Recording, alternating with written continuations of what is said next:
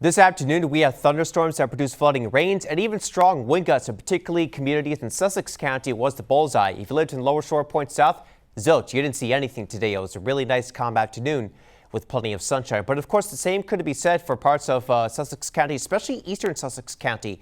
In fact, at Bethany Forest Drive, the flooding rains was enough to warrant a water rescue from a car, and flooding rains produced some road closures at Bethany Beach as well. And even towards Longnut, there's a report of some flooding rains with roads flooded. About a foot of rain reported in some of the roadways over there. And some of the radar estimated rainfall totals over the past 12 hours we're clocking in at. Reports at around 3 to as much as 5 inches of rain with these radar estimations, especially just north of Ocean View and just south of Indian River Bay. And all these thunderstorm wind reports, sub-severe, but they were gusty enough at around 40 to 45 miles per hour with those wind reports from the complex of thunderstorms that impacted those areas. However, we had a stronger wind gust report. A microburst likely occurred at Bethel with the wind gusts at around 58 miles per hour reported, and this caused some tree damage, and I think I even heard that there was damage to a rooftop as well. So certainly active over there. And then non-severe wind gust at around Cambridge, a wind gust of about 44 miles per hour with a thunderstorm cell that was parked over there for a bit of time. But now the storm activity is basically dissipated with the loss of the daytime heating. We're just left with some clouds out there. And this frontal battery that helps spark these storms along with sea breeze interaction will kind of slowly lift north, keeping us in the humid air mass for tomorrow. But still, that's going to provide enough fuel and instability for additional storms tomorrow afternoon.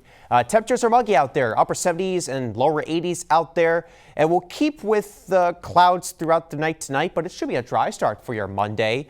But then by the afternoon, with the daytime heating process, once again, the threat for isolated thunderstorms and downpours. And some of our high-resolution computer model guidance suggests that some of the same areas that got hit hard today could get hit again tomorrow with another sea breeze induced downpour or a complex of thunderstorms. Not saying that's going to happen exactly, but just be aware that that is a distinct possibility going into tomorrow afternoon.